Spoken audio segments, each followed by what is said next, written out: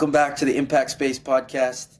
I'm here with my brother, as always, and with a good friend, a brother from another mother. Ash, how you doing? Doing well, man. Thanks for having me, fellas. Thanks for having me. Absolutely, man. Yes, It's sir. great to see you. Good to see you. Thanks for joining us. This is a milestone for us because this is actually the first episode that we are recording together in person. We're normally in different places, so hopefully everybody enjoys this. Tell us where we're at. We are in Philadelphia, for the Coaches Convention 2026 Your first convention? My first convention. And my your first, first, and my yeah, first and, convention. and as my well. first Yeah. convention. So Yeah. we're all new to the Coaches Convention. For anyone out there who's been, it's pretty wild. There's a lot going on. A lot of people who love this game in this country, and so it's an interesting space for sure. And so today, in this episode, what we're going to get into is just what things that stood out for us, what we've experienced thus far. Not everything, but maybe some of the more salient points that have to relate to what we do as coaches. And there are lessons in there for anyone in this space, right? So for young players, certainly for coaches, and for people who are practitioners within the game. Yeah. Let's get into it, guys. Yep. Yes, sir. So you guys flew in today. I've been here for a couple days, but what's been your experience thus far in the coaching convention? So for us, as soon as we got here, the first thing we got to experience was Roberto Martinez. There was a Q&A. Room is full of like 200, 300 people. And they have a person leading the questions. They have someone from the organization who's just kind of taking us through and has set questions that, pretty typical cliche questions to ask a coach, but he did a great job, Roberto Martinez, of just giving us his experience. I thought that was the cool part is that he wasn't vague. I think he was pretty genuine and really wanted to dive deep into his playing experience, but then also his coaching experience. So just for that to be our first experience here at the convention was pretty cool, just as like a first reaction. So No, yeah. I think it was, like you say, Roberto Martinez. It's not just a regular coach, right? He's a bronze medalist in the World Cup, and he's traveled around the world, coached many years, coached in the Premier League, been involved in like winning teams and all those different things. So to have him first up was very, very impressive, just to get him out, and also like how genuine and, like you say, and authentic he was. And he had finished, and we went for food. We came back, he was still in the room doing pictures about an hour after. And talking to people, not just pictures, like people are lined up talking to him. Like he literally, as we kind of rounded the corner and looked into the room, he was talking to a young player. Right, a young player was asking him questions and wanted to talk to him. Obviously, coaches wanted to talk to him. There was a guy, I think, who got a chance to ask a question during the final 10 minutes when they opened it up to the audience. And that same guy was speaking to him in his passionate conversation in Spanish, and I think he's asking about coaching ideas and different things that he's seen over the years, and it's cool, man. It's cool, and for me, the thing that stood out was how just genuine he was with his time, right? And the fact that he doesn't have to be here. Ash and I we were talking about this. It's like, the man doesn't have to be here. He could be doing a bunch of other things. He was detailing that, like, at any given moment, if he's not on the actual national team duty, like the camp is in session, he's traveling the world seeing all of his players, seeing all the Portuguese players, right? So that takes him literally to, like, 4 continents maybe? So he took the time to say, hey, I'm going to go to the convention. I'm going to meet with people. I'm going to speak with people. No coincidence, obviously, that coincides with the World Cup coming to the U.S. In the summer, so it's good marketing for the Portuguese, and obviously they're going to play against the U.S. In a couple months. So That's right. They're friendly. Yeah, exactly. So there's a piece of I think wanting the people and the public to get to know him and the team, and there's a buzz, and of course you throw in Ronaldo's name and it amplifies. So very genuine guy though. I think that's always cool to see that he's a regular guy. He doesn't try to puff his chest out or anything. And we made this comment, and it was, he's just a regular guy. And that was the comment as he was walking around and talking to people. He doesn't feel like he's, up here. So it's amazing to me how many of the people that you meet who are that high profile in this space, like football coaches, how many people can say that about them, right? Yeah. The things that you said that stood out to me were, just how personable he is and he was with his time, how generous he was with his time. Yeah. And also how comfortable. There's people who just exude a certain aura, a certain way of being, which is we can get into other things that happened throughout the day that we all experienced, of high level people in these spaces, coaches, players, former players, whatever, administrators, who to a person just have a certain way of connecting with people. Yeah. Complete strangers who look up to them, and yet they are just able in every interaction to make whoever's talking to them feel seen. Yeah. It's amazing. And of course, that's something that is that they obviously work on, right? Yeah. Because to be a good coach, you need to be a good communicator, you need to work, be a good, have good people skills, know how to poke people, how to draw things out, different types of people, and be a good judge of character and those different things. So you can just see that it was expressed when he was talking to other people, just in general, So, the fact that he was able to go across he must have spoken to at least 50, 60 people. Yeah. Right? And then still have the same social energy and the social battery to speak to everyone. I like that social battery. Right? Yeah, he still had the same level of social yeah. battery as if he was still just at the beginning of his Q&A. Yeah, facts. And the fact, I can imagine that his players feel that too. Can I tell y'all something? Yeah. I met him yesterday. Yeah. So it was cool. Yeah, But tell the people. But check this out. This is what's amazing. So I got in before you guys. A day or 2 days before you. But then yesterday, I took a course, and it was on analyzing coaching behavior. So again, this says another thing about these types of individuals, high achievers and high profile people, coaches. They're always learning, and they're always finding ways to put themselves in situations where they're just absorbing the game in so many. And we have examples that we can get into later too. But I'm in this course, right? And I usually sit near the front. I'm in this course on analyzing coaching behaviors, delivered by the Scottish FA. Guess who's sitting in the back? Roberto Martinez and his assistant, right? And I just, because you're glancing around the room, you look back, and I had to do a double take because I did one of these where you're looking and you're like, and you're like, oh man, it's Roberto Martinez. And it's just but again, the humility that not only does he not have to be here, and again, let's be real, who knows? We don't know what the contract says or whatever. The point is, though, you said something that I think is beautiful to touch on about the quality that's what makes them good coaches. Essentially, that social battery, that understanding of how to connect with people. And I think it's something they work on for sure. And at the same time, I think it's also, and this will be something that is a big takeaway, it's something that helps people get those jobs in the first place. Right? Why? Because that ability to connect with others that you've never met is literally something that every coach has to do at some point when they get a group. You haven't met these people. You didn't grow up with them.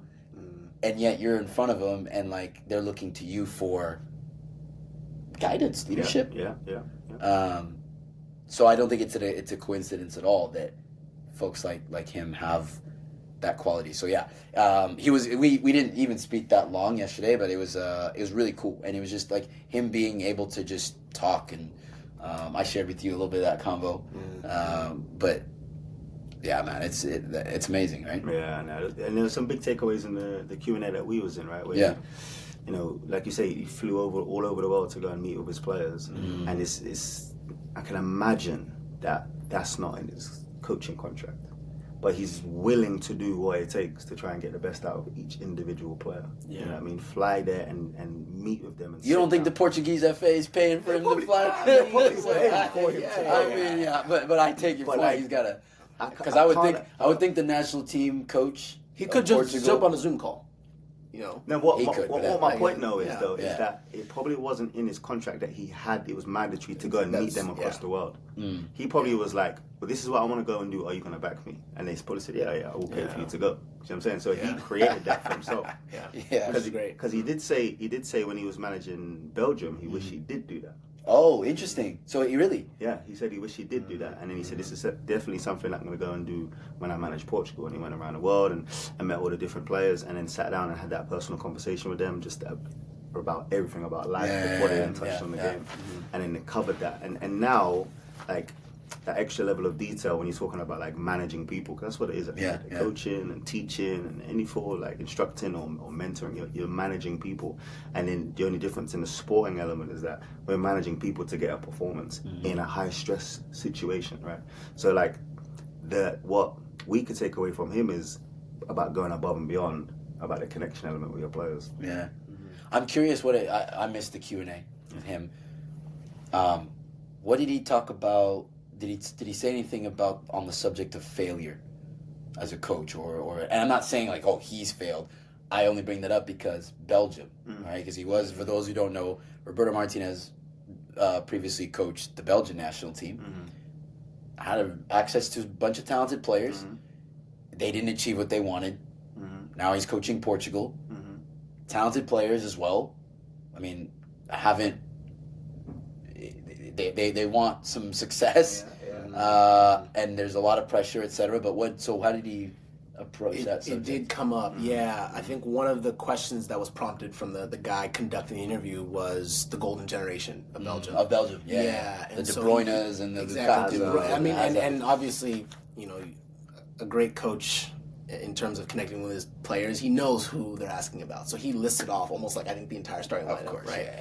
He's been asked. He's a like lot. Courtois, Vermaelen, Vertonghen, and De Bruyne, and Lukaku, and Witsel, and Hazard, and you're just like, So he did talk about it. Now, what he said is that when they started to discuss the project and discuss what their goals were as a group, they referenced. Do you remember the year? I don't remember. Their best finish in the World Cup was 2018, wasn't it? No, but prior. Oh, okay. Leading up to 2018, when he took yeah. that job. It was like in the 80s, I believe, and they finished fourth. Got it. They finished fourth.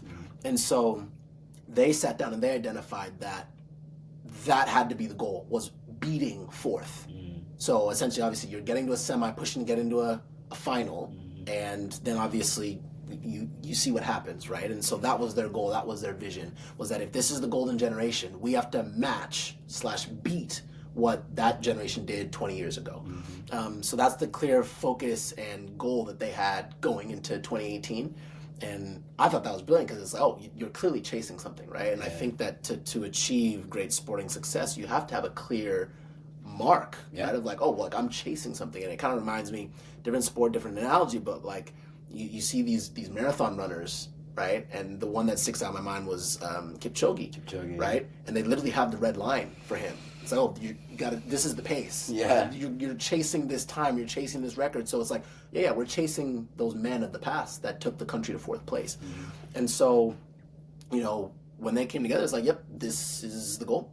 And we have certain expectations of how we behave, how we play. Here's the idea. And he said, okay, let's go. Let's try. And he said that obviously when they went and accomplished that, they're like, okay, now we can say that it was a golden generation because this is what we were able to accomplish. So I thought it was a fantastic story in terms of saying we have something that we're trying to reach. Let's collectively find a way to come together and reach that goal. And then within that, he did speak about winning and losing as well, where he spoke about it's obviously to get the group to buy into what you want to do, the easiest thing to do is go and win. The hardest thing to do is to prepare your team and your higher ups and your club and all that different stuff for when you eventually lose. You know what I mean? And just preparing them for, it's not crisis. It's because of X, Y, and Z. This is the process. It's the process. So he said the hardest part is just preparing your team, the club, everybody involved for the times when you do lose so that people don't panic, so that you end up losing your job. That's a really good segue because what other things that stood out to you throughout the day, especially on this, let's say, culture piece?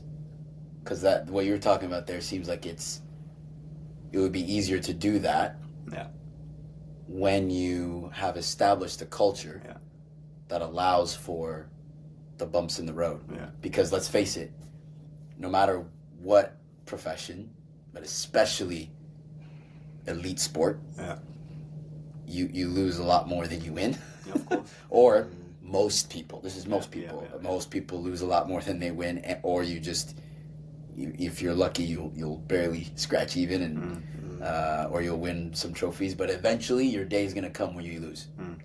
So, that in mind, what else stood out for you along those lines about culture? Yeah, there's still a couple more pieces in that Roberto Martinez mentioned, you know, where he was asked directly about managing Ronaldo and managing those types of people, and he mentioned about and then they extended the question to talking about Xabi Alonso and the issues at Real Madrid and stuff, and the phrase the guy used when he asked the question was about the egos of those types of players. And Roberto Martinez, he flipped it and he said, no, actually egos is good. I want 26 egos. Yeah. Because all the 26 egos comes together and that's how you're actually going to end up winning. I love that. However, the problem lies when you have bad attitudes. So it's not egos that's the problem. It's very bad different. Attitudes. Yeah. And then he said, which was interesting, he said, if you got high energy, good attitude, buzzing, great player. That's what we needed in and around our team. If you got low energy, good attitude, then it's like you're just floating through. You got high energy, bad attitude, you're a grenade, just waiting to blow up. That's what he used. Or did he say bomb? He said it's a bomb. Yeah, right. It's a bomb. And he said if you have those types of players, you have to get rid of them because they will be terrible for your culture. Yeah, go ahead. Yeah, no. I and this is where the conversation about a coach like Xabi Alonso, and we had talked about this briefly, was that, ooh, man, like when you're going into these jobs, some of these situations, and it doesn't have to be the highest level like a Real Madrid, but this exists on the grassroots level too, right? It's like I go into a team, I go into a club, and I'm managing, yes, the kids, the players, the girls or the boys, but I've also got to manage the expectations and the demands of, what maybe the parents, right? Or just the greater club community. What is it that I'm being asked to do, right? And at the end of the day, everybody wants to win. He made that clear, right? Like, it doesn't matter what level you're at. Yeah. People want to win. People want to feel good. People want to have success. But with that comes the acknowledgement, like you said, that yes, people will fail. People will struggle. So how do we respond to that, right? And so I thought it was a brilliant thing for him to say that obviously when you win, it just solves everything. But to your point, we have to come back to the culture. Are you creating a strong enough culture in your group? And so for me, I think that listening to him, he sounds like a guy that understands and knows how to bring people together. And I think that that's one of the most important things that we can do as coaches, is tap into learning about our players and maybe their families, their backgrounds, and say, hey, what motivates you, right? Where do you come from? What's your story? And that's something that he made very clear that is important to him. Is like, oh, I'm working with people. I need to get to know you, right? And so for me, that was very powerful to listen to and examine. So, what if any links can we make to a coach's development? Because he's talking about, this is a coach now talking about players. Yeah. And managing players. Yeah. What about those of us who not just manage coaches or work with coaches, but like as coaches ourselves? We have 3 coaches here, right? We're former players. So we're past that stage where we're trying to impress somebody to get a job. And all 3 of us did that, but in our own ways. But what connections can we make between that and some of the other things that happen throughout the day? Yeah, you guys didn't go to this one, the Leaders Summit, and Crockett, Matt Crockett, he spoke, and he got asked directly about, what's your aspirations for US soccer, right, from an international standpoint, And he said some interesting things about like the women versus the men. He said he said something about a statistic. He said in the women's game, if you've got, I think he said 10 or maybe 11 players in the top 1,000 in the women's, you got a higher chance of going to semi-finals. Yeah, I've seen this. He said we actually have 50 in the women's. Right. He said the biggest thing for them is like making sure that the other nations don't catch us. But the problem though in the men was that they have 5. In like the top 1,000. Yeah.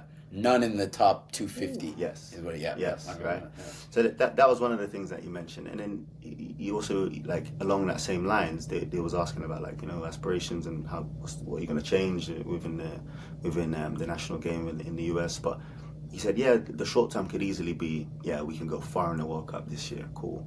But his thing was about legacy, which was interesting, and that really went home for me, where he spoke about, I think it's great for me to say, we can maybe try and win a World Cup or go far in the World Cup this year.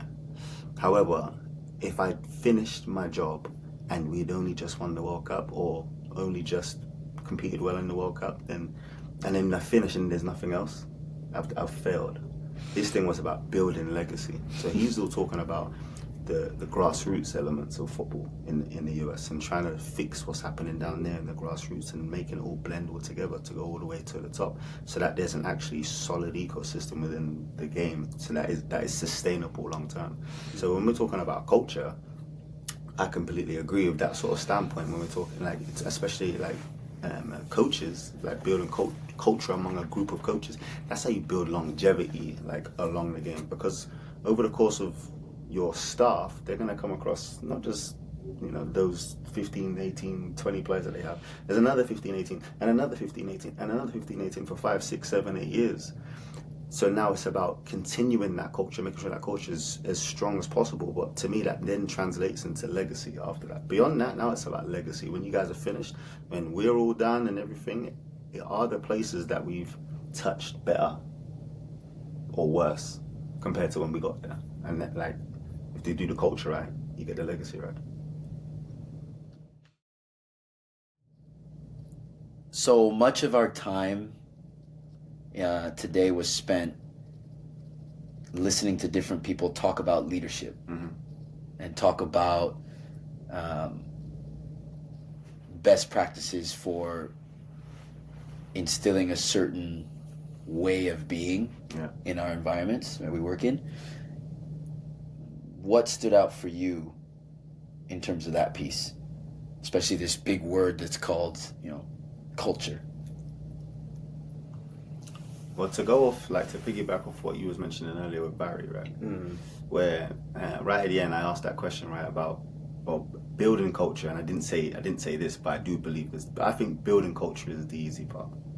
I think changing cultures 10 times harder. So my question to him was, okay, building culture is one thing, but it's harder to like come in and change a culture. And what was his advice about that? And he mentioned about, the first thing he used these, you must have heard my accent, because he said, I had a English friend and he came and he was using all his standards from England and boom, boom, boom. And he came to the US, and his advice to the guy was, you're in the US now, like don't use your standards from England. And then his other piece of advice was, you have so much to offer, don't get your duffel bag out and tip all of the gems out at once. Bring out one at a time. And his other piece was like connect with the coaches and understand where they're coming from, and just get more accustomed to how life is in the US when it comes to like football in the US. And I think that's powerful, because it's not just trying to change the culture. For me in particular, it's arriving in a new environment thousands of miles away from where I know football was and I know what culture is about, and trying to then come into an environment and loads of different environments and try and change it, right? Within all of the teams that I come across and try to coach, or coaching staff that you come in to try to coach. So one of the biggest pieces that I took away with that was not just like, building culture, because if you got it from scratch, it's just like painting, right? Like from scratch, it's easy to try and create a picture. You get a picture that's half made, and now you got to create a new picture. It becomes really, really difficult. But not pouring it all out at once, taking it one at a time, really taking the time to understand, and actually biting the bullet a little bit and becoming more accustomed to what like the US culture is more so about, which was interesting. And not just the US, right? But wherever you go to a new job or you go to a new team, like one of the other things he said is understand what's gone on before. Understand the culture that you're going into before you then try and like shake a few feathers and get it going. So that's important. Yeah, I think what I would add to that was the reason he said that. One of the things he brought up is just that like human nature in that sense, like, somebody comes from the outside, not necessarily to say, oh, they're an outsider, but they come from the outside. And they're trying to integrate themselves. They're trying to find their place and their purpose in a new place, right? But you already have your culture. You already have your, standards and expectations or way of operating. And so one of the things he said on that point is that, like, if somebody comes in and tries to do that, right, and just pour everything that they have, everything they know, and everything they've learned, then he said, well, the danger is like, then people feel defensive. They maybe put a wall up because it's like, oh, maybe they feel inadequate. They feel, his word was, maybe they feel stupid. They don't feel like they're enough or they don't have enough. And I thought that was so interesting and important to point out because that exists. It's a real thing that like sometimes people do get intimidated or people do feel like they can't measure up, right? And so it's important that yes, anybody may come into a different space and place and have a certain skill set or they have certain information they want to bring and share. But then it's also important to learn and understand where people are at, right? And it's almost like, again, it's like working with players. It's like I may have all these ideas of, I want to do this, this, and this, but what if my players aren't ready? I need to meet them where they are because that's how I'm going to have the most impact, right? If I'm throwing, concepts that are meant for 17, 18-year-olds, and I try to give them to 8, 9-year-olds, it may not work. It most often will not work, period, because they're at a different age and stage of their development. Right? They've had X amount more experiences, X amount of more hours and years playing and training and socializing and all the above, right? And so you have to be very careful and take people sometimes step by step. And what he said I think was great. It was like as a just a clear point of like, maybe just start with one thing. And then let's measure that one thing for a few weeks or a month or more. And once that's down, okay, maybe now add another layer and then slowly another layer, right? And so now people are starting to feel more comfortable and that trust is being built. So I thought that was powerful. The toughest part with that I find in general, but it's two things, right? I'm very outcome based. Like I'll do what we need to do to get the outcome, whether it's developing a player, getting a win, getting a qualification or whatever it is. I'll do what we need to do to get an outcome. So I'll put on different hats, whatever's required to make sure I get the best out of my environments. However, at the same time, you have to also swallow your own pride to say, well, even though I really believe that this, and this is going to help us achieve what we want to go and achieve, you then add in the human element and say that actually they don't digest this, so actually you don't get the outcome. So one of the hardest parts is like swallowing the fact that you want to do and give and provide at a good level and change the standard, and maybe get impatient with it and try and change the standard pretty quickly. But then you have to swallow that humble pie to say, actually, is this going to get the outcome that we're looking for at the same time? Yeah, I think the fascinating thing is, people can have their critiques about U.S. soccer, and many of them are absolutely valid in terms of, you could say the role of the federation and what, a lot of people will say different things, and sometimes it's almost becomes, if you pay attention to things on social media or whatever, it almost becomes like popular just to say popular to bash on U.S. soccer and what they're doing. And again, this is not to say that there are not valid critiques about sort of the systems in place and how soccer functions in this country. That being said, there are a lot of people that maybe don't spend time with certain people or individuals in these spaces to understand exactly what they do and how they work and how brilliant they are at what they do. So we're talking about this presentation that Barry Powell's, who's the director of development for the youth national teams on the men's side, so boys national teams all the way up to the under 20s, under 21s, 23s, and seniors, and then Tracy Kevins, who has that role on the women's side. I found it fascinating to listen to her. Some of the things that she mentioned in her presentation was more about the player and leading the player. Something that really stood out to me was when they bring in a player to camp. She mentioned basically the first thing is they get to know the player, and before they even talk about correcting them at all or whatever, judging them, it's literally we want to see you, we want to know you, and then we get to trust you. We're going to put you in this environment because you came here for a reason. And it's amazing to hear these people who are working with, objectively super high level players. Yeah. And they're just constantly talking about human connection. Yeah. And they're constantly talking about the simplicity of message. One thing Tracy said, Barry also said, clarity is what produces confidence. If you have a lack of clarity, it's hard for people to buy in because you have too many facets of your environment that are unpredictable. Yeah. And as human beings, it's hard for us to thrive without a certain level of certainty and predictability. clarity. Absolutely. Yeah. So it's it really is fascinating listening to people, working at the highest levels of the game, speak about things that many people in their youth spaces are overlooking.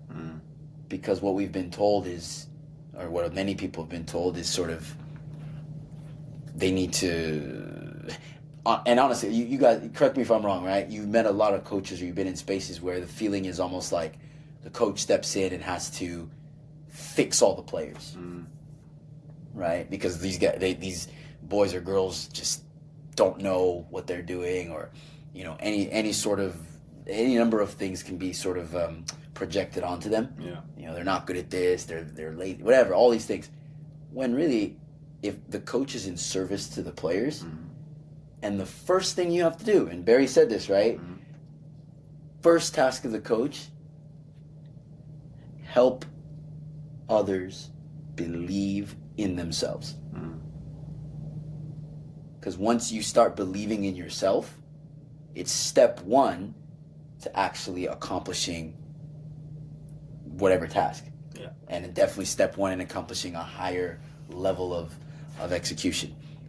But that's a fascinating thing. Yeah, and it starts there, right? It starts with getting people to believe in what they're trying to do.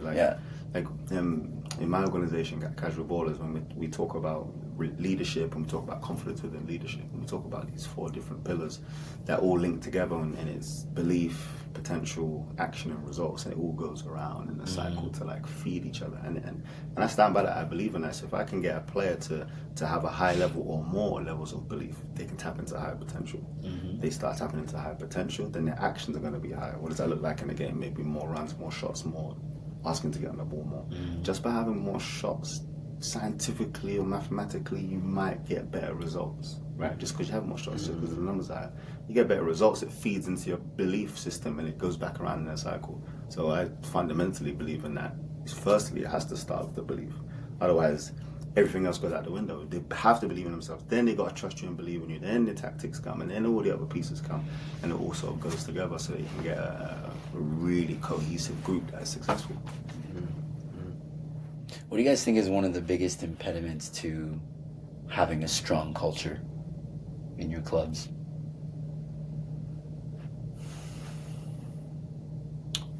The lack of consistency with messaging around standards and expectations, and then upholding those standards and expectations.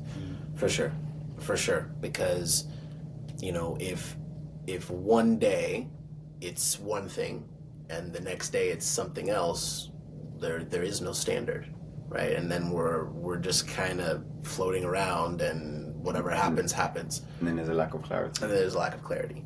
So it can be hard because it can make people uncomfortable, right? Because you have to have hard conversations. And this is something that even Roberto Martinez referenced in his talk, was that sometimes we have to have hard conversations. You have to tell people some things that they maybe don't want to hear, right? And so, for example, for him, it's like, hey, well, as an international manager, I don't get the 60 sessions before the first game of the season, right? Because if I'm doing 2 days and after 25, 30 days, I have those 60 sessions. He's like, when I come in and the players come in for international camp, I get 3. So, I have to pick the best players I can go get the result. Yeah. So you may not I haven't selected you, but maybe you haven't been playing for the last 2 months for your club. Yeah. Maybe you're coming off of injury. Yeah. I got to go find a formula so that we get that result because we got to qualify for the World Cup. We got to qualify for the Euros. Yeah. We're going to try to reach the semis and the final of the Nations League, right? Which they recently won. So it's they won that. Yeah. So it's really, really important that we have to get comfortable with being uncomfortable. Yeah, so to piggyback off that, from a coaching standpoint, that means being able to have these difficult conversations and knowing you're going to disappoint people. Yeah. Which, let's be real, some people, maybe even a lot of people, really struggle with that. Because at the end of the day, and it makes total sense, they're not crazy. Like, who wants to be the bearer of bad news? Yeah. But one thing I think is very clear is when we talk about like the tasks of a coach, especially a high profile coach, the higher profile the job or the higher profile the role within any organization, especially if it relates to something on the field, you're gonna have to deliver bad news. Yeah. And it sucks, right? It sucks because you have a connection to people and we're all seeking belonging.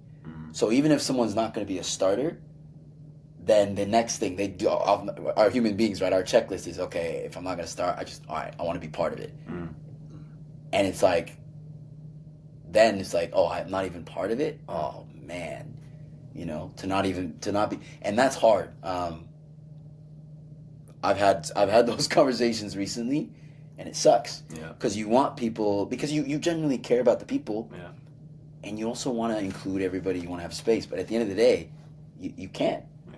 And then once you have those hard conversations where people have to maybe leave your environment so that you can build that culture, which is sometimes a necessity for you to build that culture. And then after that, the hard conversations are within your environment. Like, for example, I don't know what game it was, but it was Arsenal versus someone, and it was he had a back line. He had the 2 centre backs, and Gabriel was injured. And he had William Saliba and one of the other ones. I can't remember the other one. And then what I just thought was really good management from Arteta in general was like, I can imagine that whilst Gabriel's out, the other 2 that are waiting in line are probably like ready to go. And I can only imagine that he's probably had conversations with them, hard conversations, to say that, hey, you're not going to play today. I know Gabriel's out, but I'm going to go with the other guy. And he goes with the other guy, and it was a particular game, a high-profile game. The next, I think it was Tuesday, they must have had like a midweek game, and it was like a Carabao Cup or something like that, but it was still a tough game. He played the other one in that game, and I watched both of those games. And then he had a sub late on in the game, and then he brings on Martinelli. But then the next game after Martinelli starts. So it's like he's having these tough conversations, but because he's already built a good standard and a good culture, those tough conversations are easier to deliver and easier to receive, because you've already built your culture after you've already got rid of your grenades, right? So I think that's huge as well, like managing your environment and managing that culture. It's not, you don't just say it and it's just done. It's like you say it for a reason. Then you consistently keep working on it. And then when you then deliver the bad news, that's what the culture's for, so that the whole dressing room doesn't explode, your whole environment doesn't explode after one piece of bad news. Your environment is resilient, basically. Could you have made this point without bringing up Arsenal? No, impossible. With respect, you can tell the groups that have that and the groups that don't. Anything you want to add? And he identified this, and he said that who's he? Roberto Martinez. And I believe Barry actually referenced this as well. Now, Barry was a bit more specific in taking this further and saying that the U.S. Federation took the time to study groups that they thought encompassed all these different ideas. Right? Successful teams.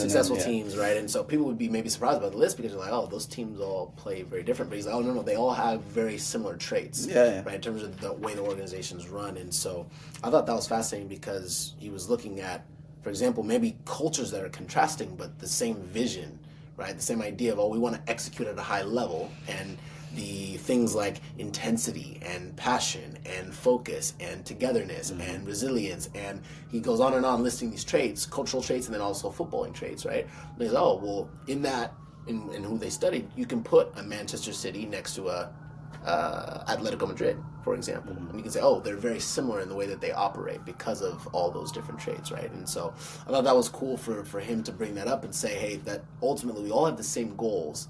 How we go about it may be a little bit different, but the fact is that's up to you to determine in your different environments, is figure out, okay, like, what's your story? How do you want to lead? What kind of coach do you want to be? And then also, who are the people that you're serving, right? And how do they operate? How do they move? What culture are you coming from? What language do you guys speak, literally and figuratively? Like, what kind of infrastructure do you create in your club, your organization? And so I thought that was really powerful to hear from Barry. So, as we get ready to wrap this up, it's late. We got to go to bed and do it all again tomorrow. But what is a sort of a lasting takeaway that you have from this experience thus far, what you've heard, and something that okay, I'm going to try to improve this either for yourself or in your environment? I think flexibility with building culture. You know what I mean? Like, there's loads of different ways to build the culture that you want, and not sticking on one way to go and do it. I would say consistency. Obviously, today was something that highlighted that, the people at the top are not necessarily doing extraordinary things. They're doing simple things repeatedly, and they're building those blocks every single day, right? So when Roberto Martinez was talking about Ronaldo, he's like, this guy has a strict regimen every single day. And he said, hey, listen, no matter what happened, if the team won, his routine tomorrow is the same. If the team lost, the routine tomorrow is the same. If he won a trophy today, the routine tomorrow is just the same. If he lost a final, the routine tomorrow is still the same. And so that consistency of the process and sticking to that process is what's so key, and it's so important that no matter how you're feeling, and this is why he said, it can't be about, do I feel motivated or not? You have to take that out of it, because there's going to be days you don't feel motivated, right? There's going to be days you don't want to get up early. And Ronaldo's even said this, right? He's like, some days I don't want to do the ice bath. Some days I don't want to wake up early. Some days I don't want to lift weights. Some days I don't want to do recovery. But, we've talked about this, and I'll reference Noah, a good friend of ours, who we've talked about this on a previous podcast. Your goals don't care how you feel, right? And when it comes time to take those steps, you have to take those steps, right? So that is clear. Consistency of certain behaviors and actions that'll push your process along. So if I could sum it up, I appreciate all that. I appreciate what you guys have shared. For me, if I sum it up in one sense, it would be, you don't get the culture you want, but the culture you anchor. Right? You get the culture you anchor. And so which leads to the question of, what are our cultural anchors, right? That's something that I'm thinking about, and then helping with the staff, and how can we create a quality culture with anchors that are very clear, strong and sustainable, and sustainable, and also to a certain degree measurable. Well, they all have to be measurable, so that we can guide behaviors. And so then everything then flows from that. But so that's the starting point. And then for me, the other thing is the human element of this. Like, this is a podcast about football, but kind of not really, because what we do is really connect with people. At the end of the day, we forget that there's at the senior level of the game, there's 22 people, all interacting in this somewhat confined space, even though there's a lot of space on a football pitch, but it's still in terms of like globally speaking, it's a confined space, and there's one object that they're all interacting with. So literally, the game is about how we connect, and because it's so, it's simple, but there's lots of complexity. And at the end of the day, the very best teams and organizations have a way of communicating in not even just in that moment, but like anticipating the before. You know what I mean? The best players already know, and then they can transition quickly.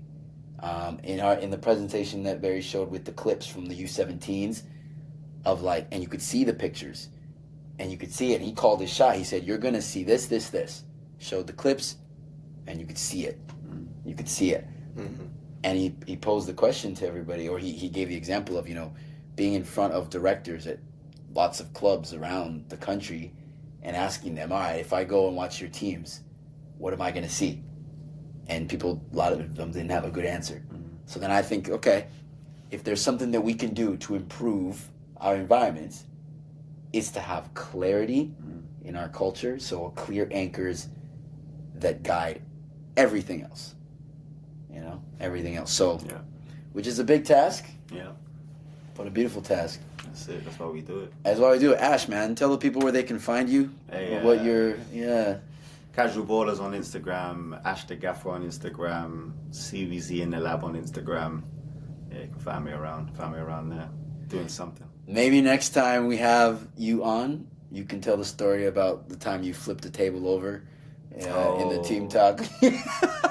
You had to be there. Talk about motivating people. That's yeah. one way to motivate, right? Is that, listen, sometimes just all you kids out there, you young players, hopefully this doesn't happen to you, but sometimes your coach is going to flip over a table. No. This happened with grown men. It happened with grown people. Yes. Let's be clear. And then we went 10 wins in a row. And then it was ranked second. Did you? No, you lost first. And then first you lost, and then, yeah. We're not advocating flipping tables over flip the table. For those who coach kids. But yeah, Mumbi, what do you want to leave the people with? We're definitely going to have a lot more to talk about from this trip. So stay tuned because there's going to be more. Yep. Yeah, man, not bad for our first in-person shoot, man. Pleasure to be here with you, brothers. So thank you so much for joining us on the Impact Space podcast. We'll catch you next time.